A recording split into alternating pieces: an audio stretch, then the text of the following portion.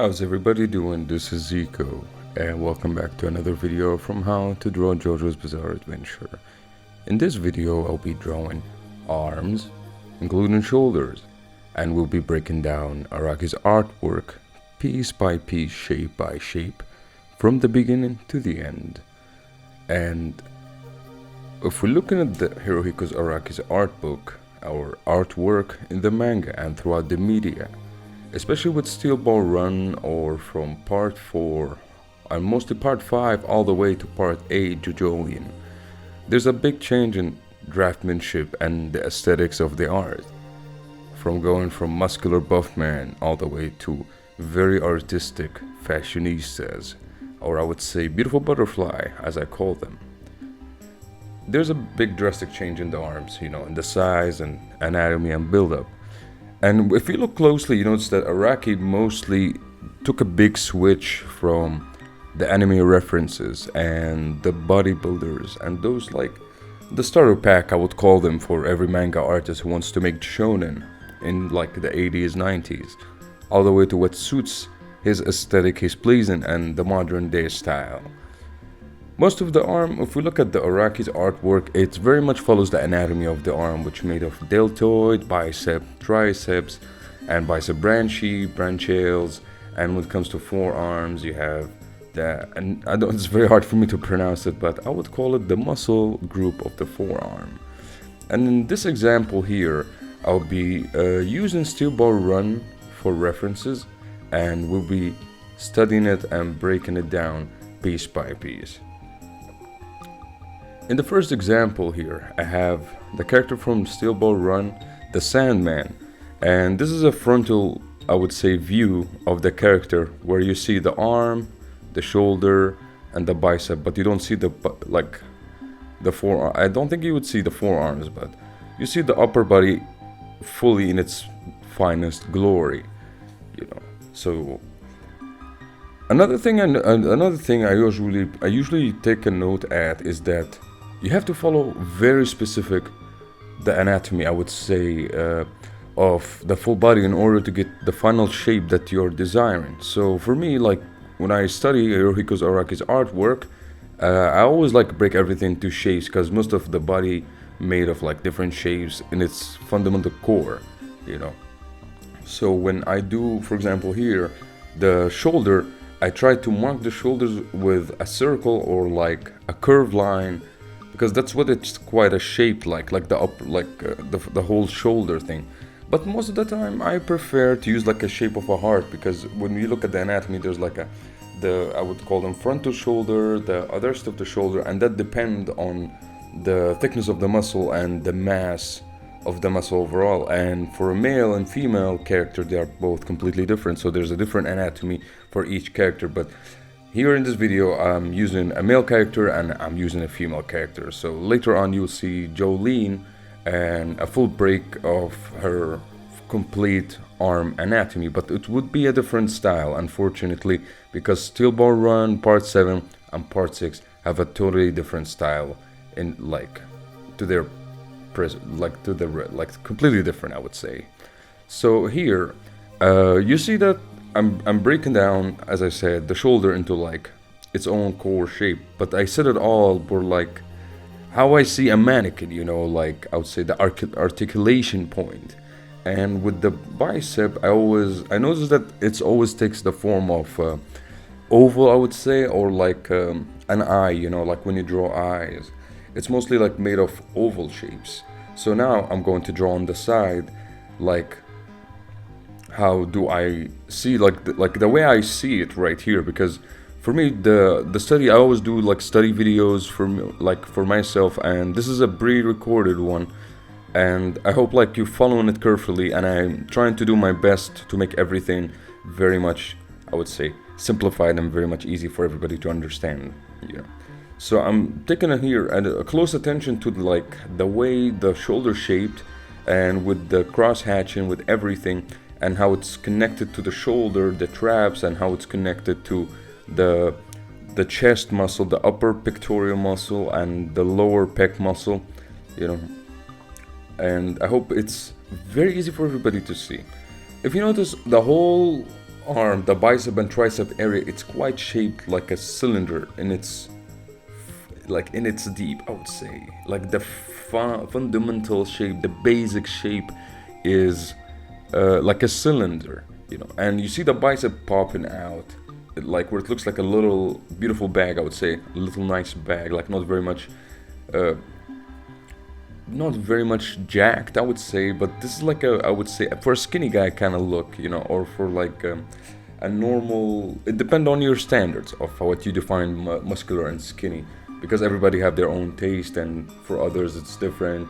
But the point is for us here to all of us to learn. So I'm gonna try here to imagine what would be also the tricep would look like based on my understanding of anatomy, and as well as, you know, I mean, how I would picture Araki draws it, because I looked at different examples and I've noticed there's like a rhythmic shape, you know, between like how the way arm as well look. And now I'll bring another different example here, but the character poses completely different to the previous picture. You see, it's the same character, the Sandman from Steel Borderland, and note aside, I think he has one of the most beautiful stands ever. I love like his design and the way the character look. It quite reminds me of the Pillar Man from Part 2, but more of I would say Part 7 kind of a style, you know. So here I will do now. Let's go back to what we're doing. But if you notice here, and I'm trying to do the same thing I did in the previous video, breaking down everything to basic shape and trying to understand what makes the full complete shape for each part. And in this video I'll give you a nice bonus. I will do the whole body. I will try to break it everything piece by piece. I'll try to break the full picture for everybody, hopefully, to see it. The same thing I applied there, the same thing I applied here, but here is the same thing what I've learned from the previous parts, from my previous studies with the character. The shoulder look like it has the shape of the heart, you know, and it makes sense because how the bicep connect to the, I believe the bicep, how it's connected to the shoulders, it forms always like the shape, I would say, the heart, you know, so like everything can be connected, like, you know, stacked up on the top of each other, and which gives a close attention, which I personally believe, that's my own opinion, that I think Araki quite follows the statues more than he follows basic anatomy, I would say, in shaping up and shading his characters. And here, and if you wonder why, the shape of the body and the shading gives very much the impression of a very much stony kind of look, you know, like very much, I would say, rough quite a look with the male characters. And I think he intended to do that because male characters tend to be very rough in general, you know, or men in general tend to be, I think, depend, you know, but the most common thing that they tend to be quite rough, you know, like stony, you know, like, you know, aggressive. Meanwhile, the female tend to be like, I would say, soft, you know, curvy. I mean, it depends on your perspective, but I think like that's for me what I thought of, because, you know, people can be different, and they can be, you know, you can be a female, you're rough, you can be male, it doesn't matter. But here's what I believe, I think, what he did with this example. So as you see here, I'm breaking down everything now, shape by shape, the full body, the full anatomy of it, both arms from completely different perspective, and there's like a foreshortening he has with the forearm, and I'm gonna try to show the dimension differences between both of them, so in order for everybody hopefully to see it properly. And I will try, I think, more, I would say, in advance to connect the dots to connect the dots for everybody, I hope, to see it.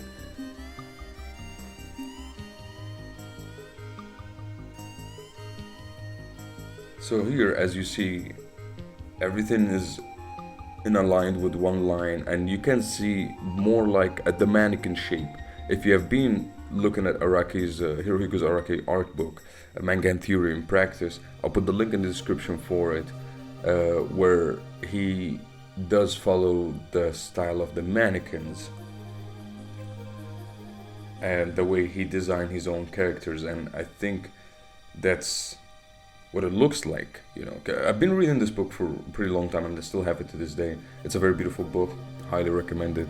You know, and I will do my part here. You know, to help maybe in case people read it. You know, maybe they you want something to go back to. I will try to give a very much further explanation with another videos before, like maybe in the future I'll be switching my content. You know, but I want to provide very good content with the most educational value for everybody to see, because after I think I'm done with Jojo, I'll be maybe doing different art style and different things, you know.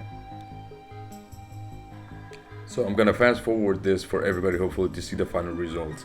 And now I'm gonna try to transfer what I've learned in this part in this drawing, which is very much, I think, my favorite drawing to study at the moment, into what I've learned, you know, how the anatomy would look like, how the arm would look like. So for everybody, in case you didn't understand, hopefully it will be easy for you to see it. Hopefully I will make it more broken down, you know. So I'll be drawing shoulders completely different, as you see, quite of a stony, sort of like almost like a heart shape, and the bicep in an oval shape kind of, and for the rest of the arm, like triceps, like the other muscle group, are all in one, completely separated from the bicep, and along with the elbow and the forearm.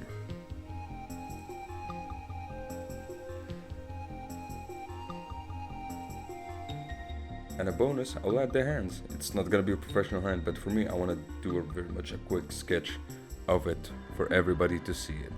And now I'm gonna bring a different example. The arm you see right here is a complete different perspective now. I'm gonna try to break it down shape by shape in order for everybody, hopefully, to see it properly, you know. And I'm gonna try to follow the same example. Here, complete different perspective, the same shape, but it's a complete different dimension from it, you know. I hope it makes it clear for everybody, hopefully, to see it, you know. And as I'm gonna fast forward everything, so you see the final results of it, and here you go.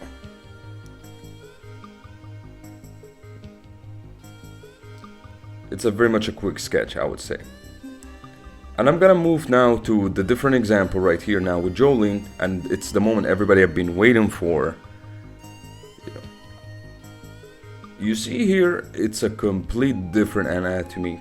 I know it's a different style with part 6 in comparison to like part 7, but like the thing is, there's still some anatomy accuracy right here.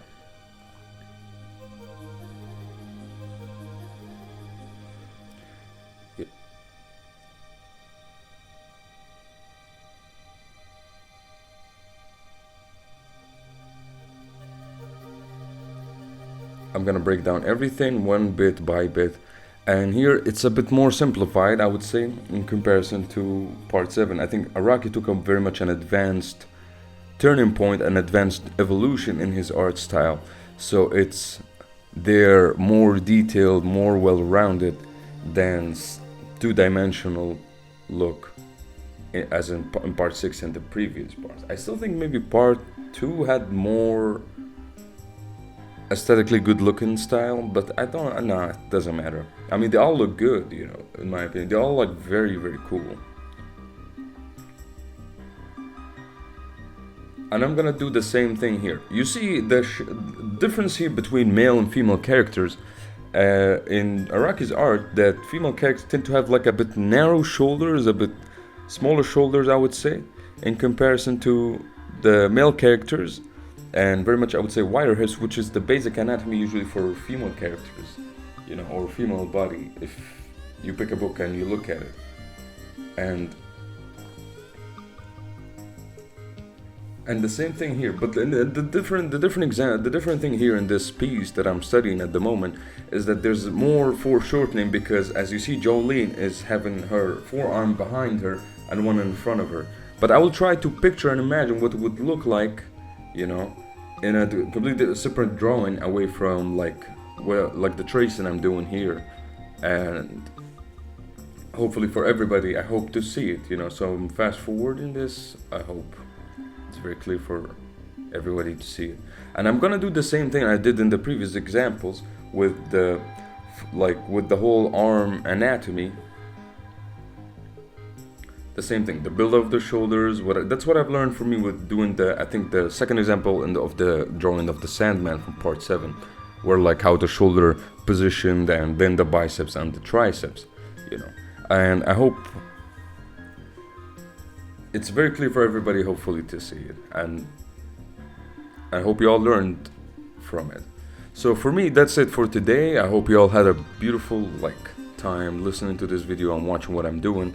And thank you all for coming. Don't forget to like and subscribe. I'll be bringing more content where we all do some anime art style studies, and maybe in the future I'll be hopefully showing you what I've learned from all of this and how this have influenced my art style and how much I build up as an artist. I hope you all have a beautiful day and stay safe. Thank you very much.